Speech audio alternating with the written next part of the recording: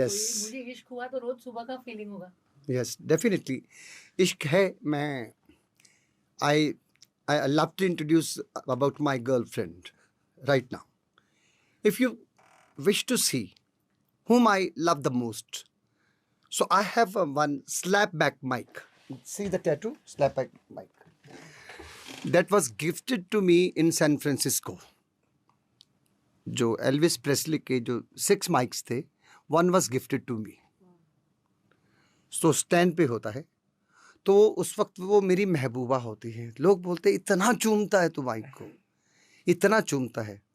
मैंने कहा इसके थ्रू भी मैं आप तक पहुंचता हूं, अपने पैशन के थ्रू भी पहुंचता हूं, टेक्निकली मैं इसके थ्रू भी पहुंचता हूं. तो ये मेरा इश्क है, ये मेरी महबूबा है और उसको मैं बहुत चिपकता हूं, बहुत फ्लर्ट करता हूं और कॉन्स्टेंटली गाता हूं. फिर तो ये देखिए मैं रिवील कर दिया. People hide but I said clearly that I have my the best lover. So उसके साथ ही मेरे को इश्क है जो मेरे पैशन को टेक्निकली जो है वो रंग लाता है और स्टूडियो में भी, इनसाइड स्टूडियो में भी. सो इस शायद मैं नहीं कहूँगा कि आपने उसे कैप्चर किया होगा मोमेंट को. तो पहले आके हम जैसे कहते हैं इबादत करते हैं, सजदा करते हैं, प्रार्थना करते हैं. मैं पहले अपना माथा उसके चरणों में रखता हूँ माइक के और लेट के साष्टांग प्रणाम बोलते हैं ना, वैसे मुझे अदब अच्छा लगता है इन चीज़ों का. तो वो उनको भी फिर मेरे पे थोड़ा तो तरस आता ही है. अच्छा बेटा चल गा ले. ये गाने में आपको क्या अच्छा लगा? In between, my dear friend, you know what happened in since last 5 years, because of I'm blessed with such kind of voice जो मोटिवेट भी करती है. तो that started from चक दे इंडिया, जय हो, कर हर मैदान फतेह, सिंघम, दबंग, टाइगर, है ना. सो एक दिन मैंने इसको भी अभिनव की बोला, तो मैं कहा जस्ट सी माई मोबाइल. तो इनकी एक मैंने पहले गाना गाया था. सो ही वॉज सरप्राइज्ड कि मोबाइल क्यों दिखा दे कैसे. तो मोबाइल पे देखा कुछ तस्वीरें, कुछ फोटो, कुछ पेंटिंग्स. कहते आप तो बहुत लविंग फीलिंग वाले हो. ये तो बड़े, हम तो बोलते थे बड़े कोई उस्ताद जी होंगे, कोई लेजेंड होगा, बड़े चैप्टर हो यार. तो मैं कहा यस, ऐसा एक गाना चाहिए romantic. Same thing I convinced some other composer of who they are my very close friends. So now वो once again it has been started. तो इनका गाना बहुत अच्छा है, मैंने सुना, मुझे बहुत अच्छा लगा. He is the composer Abhinav. तो ये एक नॉवेलिटी है. I started working with mister Rahman in Chennai. तो चाहे कितना भी इलेक्ट्रॉनिक क्यों ना हो, कितने भी म्यूज़िक प्रोग्रामिंग के फॉर्मेट क्यों ना हो, बट दिल ज़रूर है वो उसमें. दिल हमारे कितने भी modest, like we see this kind of machines, software अलग हैं, इसमें बहुत फैसिलिटीज़ हैं, पर वो कहता है कि मुझे दिल दोगे तो मैं तुमको मैं रिजल्ट दूंगा. तो दिल तो हर किसी को चाहिए. इस गाने के लिरिक्स बहुत ब्यूटीफुल है, बहुत ब्यूटीफुल और बहुत अर्दी है. कंपोजिशन सूफियाना है. हाँ. और आपने वो कंपोजिशन और लिरिक्स को उठाया, उनमें जान फूंक दी. I am third character of every song. मैं तीसरा पात्र हूँ हर गाने का. मैं तीसरा पर्सन हूँ, ये क्लियर है. I can never consider myself the first person of the song. I am not at all. मैं हमेशा हर गाने का जो भी मुझे अपॉर्चुनिटीज दी जाती है, if someone consider me to sing their songs, so I consider myself that I'm the third person, because I know that I compose sometime. I know the value of composing the song, composing the poetry. I know एक शायर कैसे तसव्वुर करता है, imagine करता है, कैसे शब्दों को लिखता है, फिर डायरेक्टर के सामने, फिर डायरेक्टर उनको कुछ चेंजेस भी करने को बोलता है या क्विकली भी एक्सेप्ट किया जाता है या पहले से नरेशन दे रखी होती है, फिर म्यूज़िक डायरेक्टर उसको कंपोज करता है, फिर कुछ सुजेशंस आती, ओपन सुजेशंस, उसमें एक्सेप्टेंस होनी ज़रूरी होती है और करती हमारी फिल्म इंडस्ट्री में पैटर्न है, चेंजेस होते हैं। We are all very constructive minded, we don't stop our thoughts. Shooting पे पहुंचते पहुंचते भी कुछ चीज़ें नहीं हो जाती है। उसके बाद बारी आती है जब गाना तैयार हो जाता है, म्यूज़िक हो जाता है, लास्ट में मेरी बारी आती है। सो आई कंसीडर कि मैं थर्ड पर्सन हूँ, बट मेरी कोशिश होती है कि मैं लास्ट भी हूँ। उसके बाद फिर वो किसी को कंसीडर ना करे कि बस खत्म हो गया, उसके बाद गाना रिलीज हो जाए। इस गाने में भी वैसे ही हुआ, तो आपने उसमें सुपिंदर सिग्नेचर कर दिया। हाँ, कुछ कहिएगा, मतलब वो इश्क हुआ इतने डिफरेंट स्टाइल्स में था हाँ। कि हमें भी इश्क हो गया। तो आप कैसे आपने, मतलब how did you feel when you went for the song? Sweetheart ऐसे कि जो खुद दीवाना नहीं वो दूसरों को दीवाना कर भी नहीं सकता, ये पक्की बात है। आपके अंदर मौज नहीं है ना, आप तो लोगों को भी मौज नहीं चढ़ेगी आपकी, आप ही दीवाने नहीं हो तो लोग कैसे दीवाने होंगे। तो ये our work is not just a hard work, it can be smart work, but उसमें शरीर, हमारी कमिटमेंट, हमारे वादे जो भी हैं वो भले बहुत तेज़ तरार रहते हैं, पर अंदर एक जो फ्रेग्रेंस है, जो एक दीवानापन है, वो बहुत रिलैक्स्ड रहता है, बहुत शांत एकदम से, क्योंकि उससे उन्हीं चीज़ों को समझना होता है ना उसको, तो वो अग्रेसिव मोड पे नहीं होता। हमारी बॉडी लैंग्वेज पे हम मस्ती करते, फन करते हैं, हम वहाँ जाना है, रिकॉर्डिंग है, तो जिम्मेदारी वाला काम तो है, बट कहीं से भी से हार्ड वर्क नहीं। जैसे मैं एक रिस्की सेंटेंस है जो बहुत से लोगों हो सकता है नहीं एक्सेप्ट कर सकेंगे, बट मैं अपना मशवरा रखना चाहता हूँ। मैं काम सीरियसली नहीं करता कभी, क्योंकि मैं सिंसियरली करता हूँ। सीरियसली नहीं, सीरियस हो सकता है, सीरियस पैटर्न मुझे पसंद नहीं है, सिंसियर पैटर्न मुझे पसंद है। मुझे मौज मस्ती में काम, फ्रेंडली, दोस्ती, मस्ती। When I meet my directors I shake and I hug them. अगर डायरेक्टर लड़की हो तो भी मैं ऐसा नहीं, फिर मैं शेक हैंड ही करता हूँ। हाँ, नहीं फिर वो ऐसा महीने में 10 बार जाना कितनों को हक करोगे सर, नहीं ऐसा नहीं है। तो फिर मुझे इश्क हुआ, वो वाला चक्कर ना हो जाए। हाँ हाँ, तो इसमें आरती हमारी जो हैं, तो मैं जब इनसे मिला तो एक तो इसका कंटेंट, फिल्म का सब्जेक्ट बहुत अच्छा है। पहली बार वर्ल्ड में काइट्स कंपटीशन है, फ्लाइंग काइट्स का कंपटीशन है, और मेरा बर्थ श्री अमृतसर साहिब का है, जो जहाँ पे कहते हैं कि लोहड़ी के दिन कम से कम नहीं, मोर देन 50 से 60 लाख पतंगे एक साथ आप आकाश में दे सकते हैं। तो उसको 3 शब्दों से पुकारा जाता है। शर्तें भी लगती हैं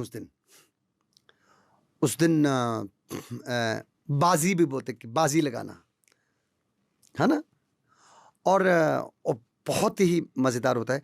लेकिन पर्दे पे पहली दफ़ा लेके आए कोई, तो मैं जब गाना थोड़ी देर जब मैंने गाना लिख रहा था, तो मुझे एक बात का बड़ा चार्म था कि यार आज हीरोइन मेरे को गाना लिखा रही है। तो मैं पूछा उनको कि मैंने कहा योर शूटिंग इज़ डन, तो इन्होंने एज ए प्रोड्यूसर बोला कि yes it is done.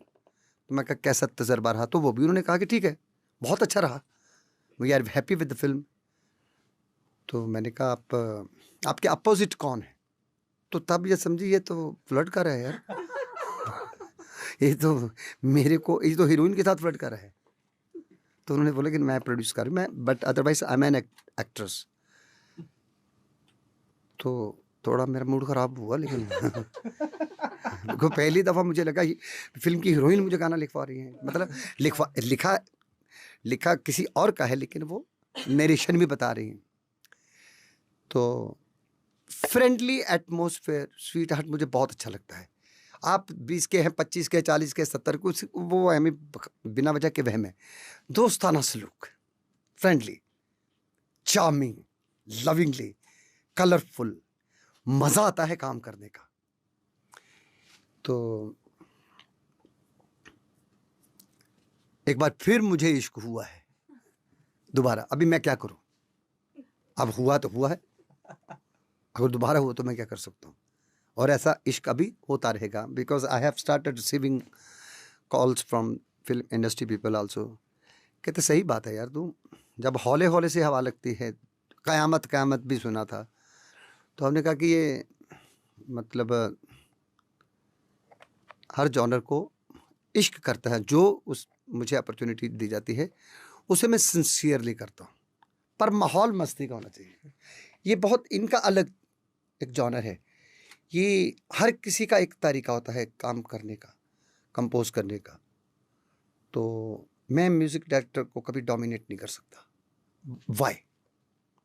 Director ने उनकी धुन को, उनकी कंपोजिशन को पसंद किया है, प्रोड्यूसर को भी पसंद है, टीम को भी पसंद है। तो मुझे पता है कि कई रास्तों से निकल के आया है गाना। तो उस वक्त थोड़ा बहुत हम खेलते हैं। आई सो स्वीट। मैं पूरी फिल्म इंडस्ट्री का तहे दिल से शुक्रगुजार हूँ कि वो कभी कभी मुझे मौका देते हैं कि सुखी पाजी आपके मन। पाजी तो मुझे अभी मेरे मेरे फ्रेंड भी बोलते हैं, सारे पाजी बोल देते हैं। मैं किसी को बताया, मैं कहा इसका यार इसका नाम मतलब ब्रदर होता है, तो वो थोड़ा ध्यान रखना। अच्छा, हमको तो पता ही नहीं था, हम तो कब से तो आपको भाई भाई बोले थे। फिर मैं क्या होगा, सीढ़ियों क्यों मारते फिर? हाय डार्लिंग भी और पाजी भी। तो अभी पाजी is set into friendship, is another word of friendship. Sir वो अच्छा लगा कि आपने डिक्शनरी बदल दी। हाँ हाँ। मुझे बताएगा कि ये जो सॉन्ग था उसका मूड कैसे लगा आपको? मतलब what did you feel when you here it? ये ना स्लिम ट्रिम है, kind of my kind of person who started a career with the larger than life cinema. तो हमको एक थोड़ा वहम हो गया था आदत के साथ साथ कि हर चीज़ लार्जर होनी चाहिए, हर चीज़ बड़ी बड़ी होनी चाहिए। तो वो थोड़ा उस सोच में फैट आ गया था, वो फैटी हो गई थी। यानी माइंड में एक ये नहीं रहा कि एक ऐसा भी मिजाज होता है कि जो हल्का सा छोटा सा एक फूल देखा होगा आपने बागीचे में, कितने रंग होते हैं, अट्रैक्ट कर लेता है, अट्रैक्ट कर लेता है। तो छोटा सा पंखुड़ी के जितना होता है, वो लगे होते हैं ना बागीचे में, तो वो अट्रैक्ट कर लेता है। ऐसा लगता है कि कोई सुबह सुबह या रात भर बैठ के उस पर पेंटिंग करके गया है। 70 किस्म के रंग होते उतने से ही फूल में। तो इनका जो स्टाइल है अभिनव का, वो ऐसा है कि जैसे आंख बंद करके सुई में धागा डालना। तो उसको भी एक्सेप्ट करना होता है, उसमें रमना होता है। तो उसका फिर जब लिखते हैं गाना, तो पोइट्री जो है वो ऑलरेडी सिचुएशन को नरेट कर रही होती है। फिर बस यहाँ वहाँ थोड़ा देख लेते हैं तो मूड बन जाता है। आपने बचपन में पतंग उड़ाया? बहुत बहुत। यहाँ पर एक वो पंजाबी मतलब चीरा आ जाता था, पतंग उड़ाता। मैं पतंग का, बल्कि ये मेरा 3rd सॉन्ग हो जाएगा। पहला था 1947 अर्थ में रुत आ गई रे, सेकंड था उड़ी उड़ी जाए दिल की पतंग, and this is the 3rd one. इसी बात पे गाने के कुछ बोल आपसे न सुने तो कैसे हो? और इनके साथ ही कहेंगे मुझे इश्क हुआ है, हाँ मुझे इश्क हुआ है। म्यूजिक डायरेक्टर तो अभी क्या है ना, मैं बैठे बैठे समाचार पत्र हो गया हूँ, वो उसका वो स्पीकर। तो ऐसा भी दिखाई देने लगा कि सुनाई भी देने लगा कि ये दूसरों को मौका ही नहीं दे रहा, बस हाँ खुद ही इज्जत किया, उनको भी करने दो। तकने से तुझको मुझे इश्क मिलता है। तकने कितना अच्छा शब्द है आम भाषा का। तकने से तुझको मुझे इश्क मिलता है। चरखा अतरंगी सांसों में चलता है। आओ चरखा अतरंगी सांसों में चलता है। हो तकने से तुझको मुझे इश्क मिलता है। मुझे इश्क हुआ है, हाँ मुझे इश्क हुआ है। हुआ है, अब हुआ है तो हुआ है। Thank you. वेलकम। मुझे इश्क हुआ has been a whole journey. When we made it, it was very simple song, like just very folkish, very earthy, and very very like गाँव वाला feel, थोड़ा सूफी, थोड़ा गाँव की बात है. And then slowly वो उसमें और चीज़ें ऐड होती गई. Then समीर जो डायरेक्टर हैं इसके, उन्होंने कुछ अपने पर्सपेक्टिव दिए. आरती told me few things कि कुछ ऐसा कर सकते हैं, ये चीज़ें ऐड कर सकते हैं. Then me and Neeraj, who is lyricist of the song, we sat together and we made few changes and we incorporated those feedback. And initially it was a very simple, very folky idea. A very, very simple melody, very folkish, very traditional, very conventional. But it has certain beauty, certain nuance, and a freshness to it. It is traditional, yet it is very fresh. So when the hook line comes, it becomes really like flourishing and everything is blossoming and everything. So it has that feel. And What it was is the inspiration for this song? यार inspiration में ना बस वही कि गांव का लड़का है, थोड़ा उसमें पिंड है और थोड़ा वो नए शहर की एक बड़े शहर की एक वो नया उसने वो क्या चोला जो है उसने ओढ़ा है.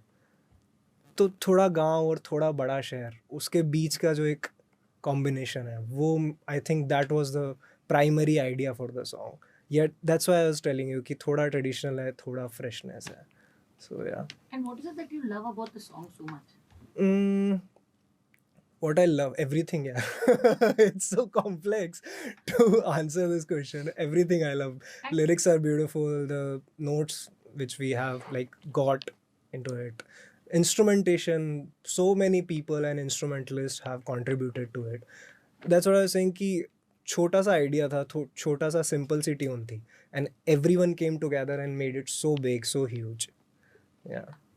Tell me that when you had the mood for the song and the lyrics came to you, what is it that came to your mind? What made you compose it the way it is? The earthiness, I would say. थोड़ा वो अपनापन जो है ना, I am sure you might have heard the song. So वो earthiness जो उसमें lyrics में जो earthiness है एंड द कैरेक्टर की जो earthiness है, वही आई थिंक वही इंस्पिरेशन थी. And I wanted to make it as earthy as possible, as देसी, as simple as possible.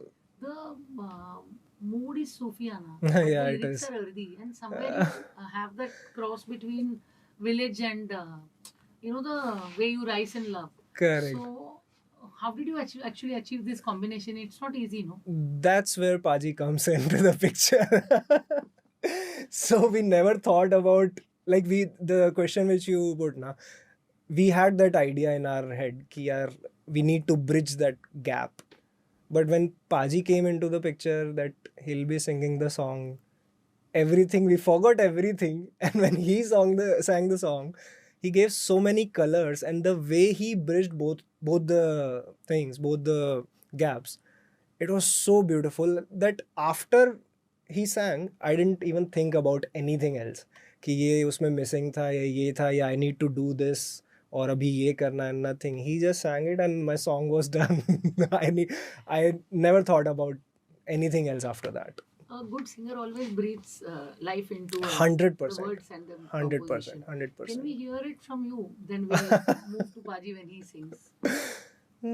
तकने से तुझको मुझे इश्क मिलता है, चरखा तिरंगी सांसों में चलता है, जिक्रा जब तेरा गैरों होठों चढ़ता है, तेरी ही फिक्र में क्यों दिल गुजरता है, मुझे इश्क हुआ है, कुछ रंग हुआ है, दम दम में मजा है, मुझे इश्क हुआ है, मुझे इश्क हुआ है. It has that Kumari, मुझे इश्क हुआ है. That's all Yeah, it is about. Take it to that level ना, कुछ और ही गा Yes. देते हैं. Yes. And throughout this, if you'll notice, throughout the song, we are defining that only कि अब मुझे इश्क हो गया है and I'll do everything for you. कभी दरीचों से बहूंगा मैं किरण बन के, कभी मैं एक छोटी अंगूठी बनूंगा जो उंगली के नाप से छोटी होगी, तो फिर मैं निकलूंगा नहीं. That credit goes to Neeraj completely. It's his idea. So yeah. Very nice. Yeah. Come. So tell me, Neeraj, what made you write this song? अभिनव नहीं होता तो ऐसा गाना निकलता नहीं, क्योंकि ना मैं तो ये मानता हूँ कि आप कई तरह से लिख सकते हैं गाना, मतलब है ना, और काफ़ी हद तक ये आपका मतलब टीम वर्क होता है. और अभिनव वैसा वाला है जो मतलब जल्दी से खुश नहीं होता, तो है ना, उसको ये भी मालूम है कि नीरज भाई मेरे को यहाँ पे ई की मात्रा चाहिए, आ नहीं चाहिए, ए नहीं चाहिए, ई चाहिए, यहाँ पे ई की मात्रा में करो. तो वो अपना गेम जानता है, तो अच्छी बात है. ऐसे जब आप अच्छे लोगों के साथ काम करते हो तो अपने आप काम अच्छा निकलता है, इसमें कोई शक नहीं है. कि अगर एक अच्छा कंपोजिशन है तो लेकिन उसकी फर्स्ट एसेंस तो लिरिक्स ही होता है. अभी कैसे कोई सोच सकता है कि इश्क में वो एक अंगूठी बनेगा जो उंगली से बाहर नहीं निकलेगा, मतलब जो प्रोसेस है गाने का होता है जनरली, जो मतलब कम से कम मैंने 90-95% जो काम किया है उसमें पहले कॉम्पोजिशन होती है, तो एसेंस उसके अंदर पहले डाल दिया जाता है. आपको पता है कि ये देसी गाना है, ये देसी कॉम्पोजिशन है, और इसमें इस तरह के शब्द आएंगे. अब अगर आप कोई वेस्टर्न उस पर काम कर रहे हैं तो उसमें उस तरह के शब्द आएंगे.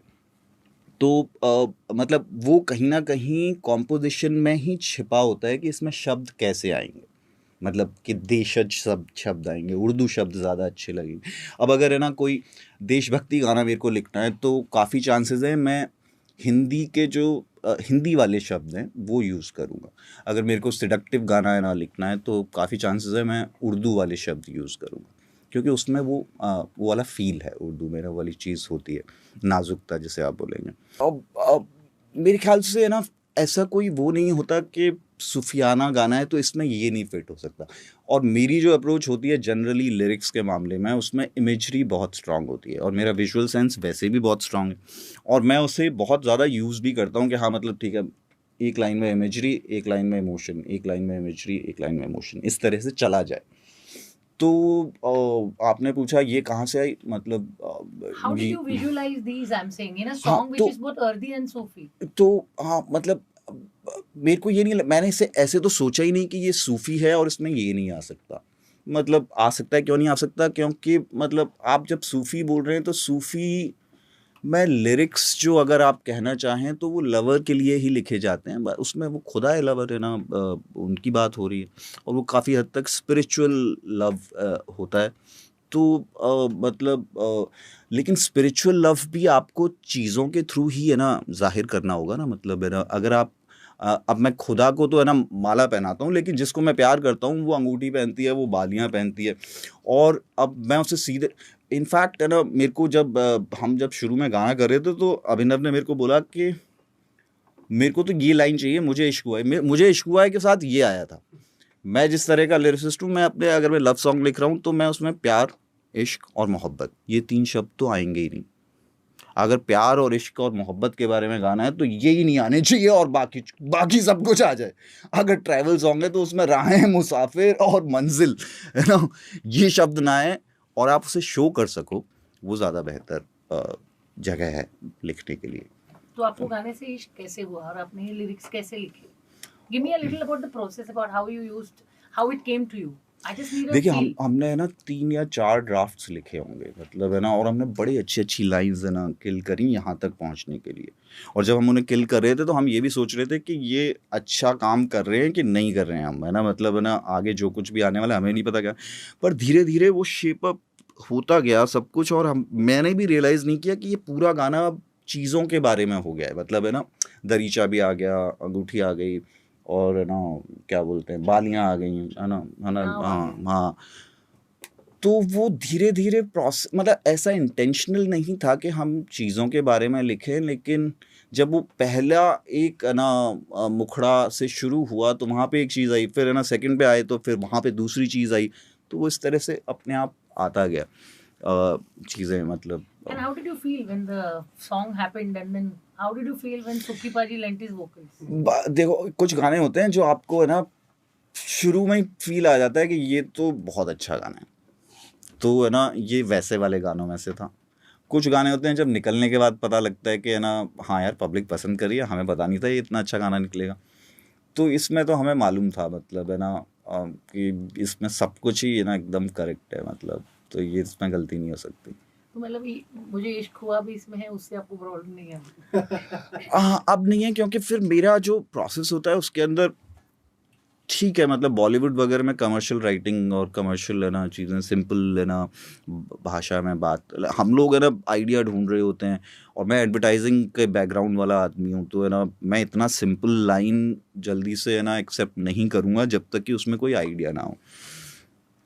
तो आपने बोला फिर कैसे हुआ, तो फिर ये हुआ कि बाकी सारी लाइंस मैंने कॉम्प्लिकेट कर दी और एक सिंपल लाइन रखी, मैंने ठीक है यही रहेगी तो मैं ये चाहिए ये ले लो, लेकिन है ना बाकी लाइंस में को हमने कारीगरी करी उसमें। Which one do you like among your own lines? अंगूठी के तेरे नाप से छोटी मैं अंगूठी बनूं, one of the best, fresh भी है इमेजरी उसमें। बाकी चीज़ों में फिर भी है ना है मेरे को अब भी लगता है कि हम और चीज़ें है ना ढूंढ सकते थे और है ना उसको कुछ कर सकते थे। Do you also sing? हाँ मैं है So ना can you in- please sing the Angoothi line for me? तेरे नाप से छोटी मैं अंगूठी एक बनूं, अटकूं ना ना ना ना ना ना ना ना ना ना ना, सॉरी मैं कॉन्शियस हो रहा हूँ। बदल गया। Because I sang it so many times and I dubbed so many times and then wrote it so many times that I have these lyrics by me. Go again with this lines. Because you said अटकू ना.